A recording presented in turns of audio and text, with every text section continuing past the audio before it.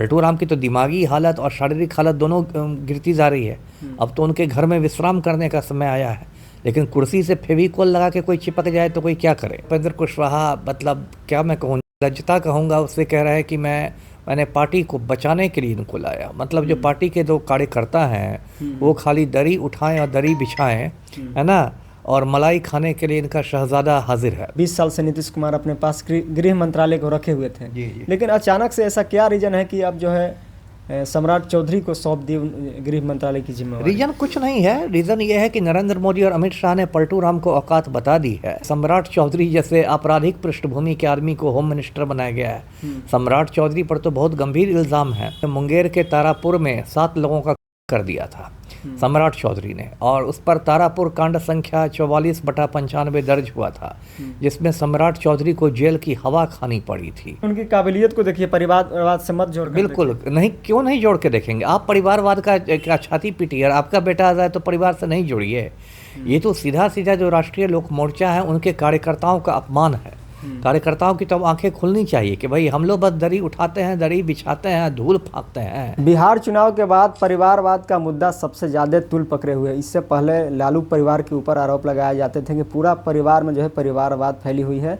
तो अब जो है चुनाव के बाद उपेंद्र कुशवाहा जी के बेटे दीपक प्रकाश, जो कि ना ही वो एमएलए है ना ही वो एमएलसी, यानी किसी भी सदन का वो सदस्य नहीं है, लेकिन डायरेक्ट उनकी जो है एंट्री होती है और नीतीश कुमार जी के साथ उनका जो है शपथ समारोह होता है और उन्हें जो है पंचायती विभाग की जिम्मेवारी सौंप दी जाती है। तो हमारे साथ इन्हीं सब मुद्दों पर बातचीत करने के लिए पूर्व IPS अमिताभ दास सर जी हैं।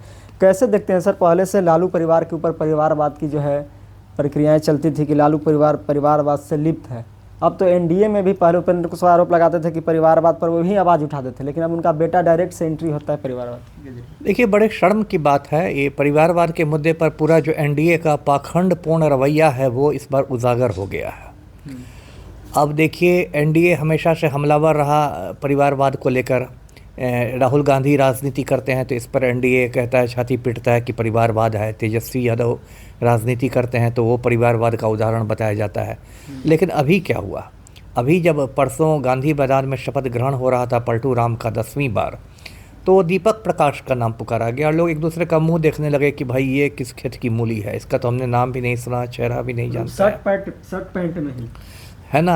खैर, शर्ट पैंट तो उनका निजी चॉइस है, मतलब एक तरह से देखा जाए तो युवा की तरह। तो उसके बाद ये हुआ, उसके बाद थोड़ी देर बाद मालूम हुआ कि ये भाई उपेंद्र कुशवाहा के खेत की मूली है। ये उपेंद्र कुशवाहा के सपूत हैं, शहजादा हैं, और शहजादा हैं इसलिए ना MLA हैं ना MLC हैं। सीधे एकदम माननीय मंत्री महोदय का शपथ ले रहे हैं, पैराशूट से इनको उतार दिया गया। अब तो बिहार के माननीय पंचायती राज मंत्री हैं, और जो आम बिहारी है वो अपना लाठी खाते रहे BPSC के अभ्यर्थी।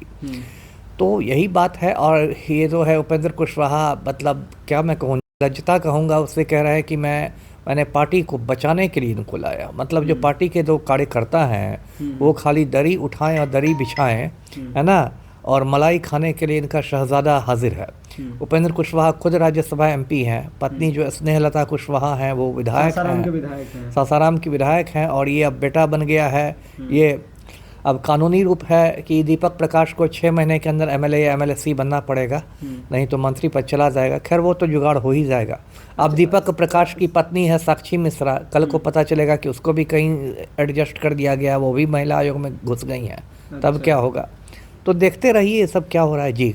अच्छा, इस पर भी थोड़ा सा चर्चा करेंगे सर, लेकिन कई लोग यह भी सोच रहे हैं कि उपेंद्र कुशवाहा ने बताया कि ऐसे पहले भी हुआ है कि बिना MLA बिना MLC हुए डायरेक्ट से मंत्री पद पर लोग आए हैं। वो तो कोई नया बात थोड़े है। नहीं, वो नई बात नहीं है, मुझे मालूम है, वो कोई नई बात नहीं है ना।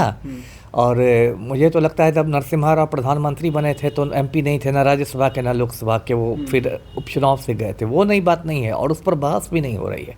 बहस हो रही है परिवारवाद की। उपेंद्र कुशवाहा मुद्दे को भटकाना चाह रहे हैं, है ना। ये तो सभी जानते हैं कि बिना MLA और MLC के भी आप मिनिस्टर बन सकते हैं, आपको 6 महीने के अंदर बनना पड़ेगा, ये सभी जानते हैं। उपेंद्र कुशवाहा मुद्दे को भटकाना चाह रहे हैं। मुद्दा है परिवारवाद का, और उस परिवारवाद का जिसको लेके आप लालू और राहुल गांधी को एकदम पानी पी कर कोसते थे। और पूरा NDA परिवारवाद में हावी है। क्या तो तड़ी पार अमित शाह हैं, उनका बेटा जय शाह है, वो क्रिकेट कंट्रोल बोर्ड पर कब्जा किए हुए हैं। वो क्या परिवारवाद नहीं है? जय शाह को ढंग से क्रिकेट का बल्ला भी पकड़ने नहीं आता है, लेकिन वो तड़ीपार होम मिनिस्टर का बेटा है, इसलिए क्रिकेट कंट्रोल बोर्ड में है, बीसीसीआई में है। ऐसे हज़ारों उदाहरण हैं। वो तो अपनी योग्यता भी बता रहे हैं कि हमारा जो बेटा है कंप्यूटर साइंस इंग्लैंड से करके, मतलब विदेश से करके आया है, तो फिर तो उतना योग्यता अच्छा तो खासा है। योग्यता की बात है तो फिर राहुल गांधी पर सवाल उठाना बंद कीजिए। राहुल गांधी क्या पढ़े लिखे नहीं हैं? वो क्या अंगूठा छाप हैं? वो दीपक प्रकाश से ज़्यादा पढ़े लिखे हैं, है ना? तो फिर परिवारवाद की बात हटा दीजिए। ये लोग तो सुविधानुसार तर्क बदलते रहते हैं ना। तो राहुल गांधी भी बोल रहे हैं कि उनकी काबिलियत को देखिए, परिवारवाद से मत जोड़ कर बिल्कुल नहीं, क्यों नहीं जोड़ के देखेंगे? आप परिवारवाद का छाती पीटिए, और आपका बेटा आ जाए तो परिवार से नहीं जोड़िए। ये तो सीधा सीधा जो राष्ट्रीय लोक मोर्चा है उनके कार्यकर्ताओं का अपमान है। कार्यकर्ताओं की तो आंखें खुलनी चाहिए कि भाई हम लोग बस दरी उठाते हैं, दरी बिछाते हैं, धूल फाँकते हैं, और मलाई खाने के लिए शहजादा तैयार रहता है, और जो उनके विधायक चुने गए सारे विधायक टुकुर टुकुर मुंह ताक रहे हैं, शहजादा आ गया है। तो ये सब तो सर पता भी नहीं था कि हमें मंत्री भी बनना है, अचानक से ये तो मजाक ही ना है, ये तो मजाक ही ना है। ये तो इन लोगों ने लोकतंत्र का बिल्कुल मतलब मजाक बना के रख दिया। और हमारे मोदी जी जो परिवारवाद पर इतना बोलते हैं, वो शपथ ग्रहण समारोह के बाद दीपक प्रकाश का की पीठ ठोक रहे थे। तो सब ने अपनी अपनी बेशर्मी दिखा दी। अब इसमें आप क्या करेंगे जी?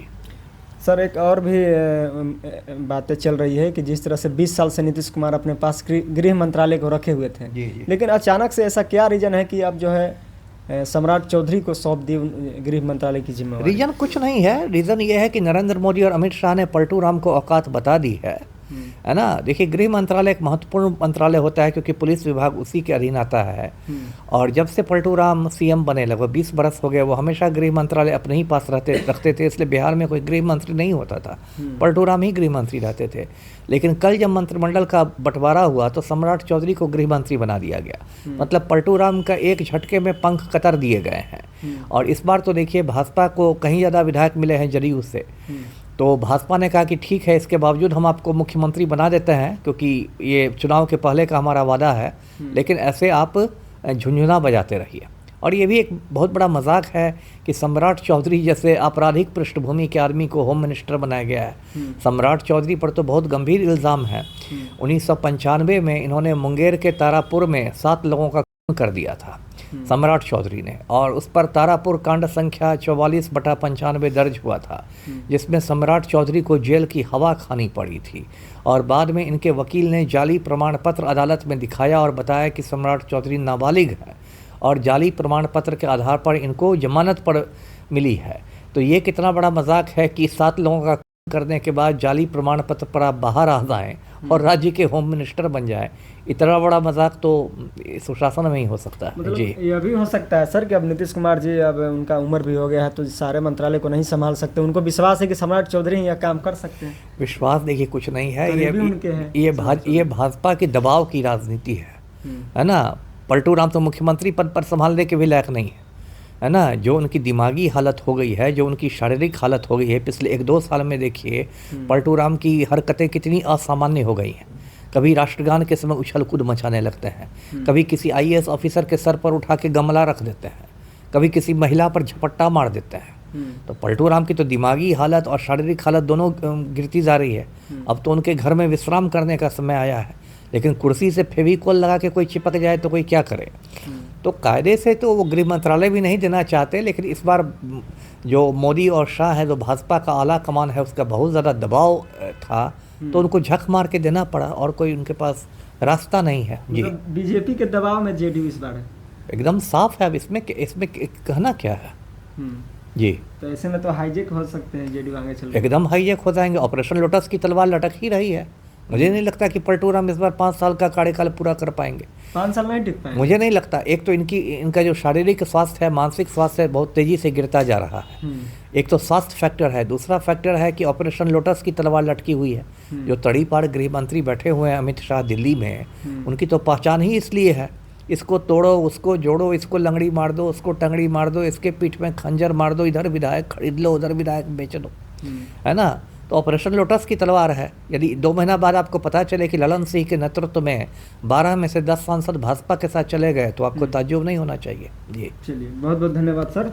तो देखिए, जिस तरह से इन्होंने बताया परिवारवाद के ऊपर, उपेंद्र कुशवाहा जिस तरह से पहले से परिवारवाद का आरोप लगाते थे, लेकिन अचानक से चुनाव खत्म होने के बाद जो शपथ ग्रहण हुआ, अचानक से उनके बेटे आते हैं और शपथ लेते हैं, तो कई जगह जो है यह देखने वाली बातें होती है कि किस तरह से ना एमएलए है ना एमएलसी है और डायरेक्ट जो है मंत्री पद पर जो है वो पहुंच जाते हैं। और गृह मंत्रालय को लेकर भी हमने बात की कि नीतीश कुमार जी अपने पास गृह मंत्रालय रखते थे, लेकिन इस बार जो है सम्राट चौधरी इस गृह मंत्रालय को संभालेंगे।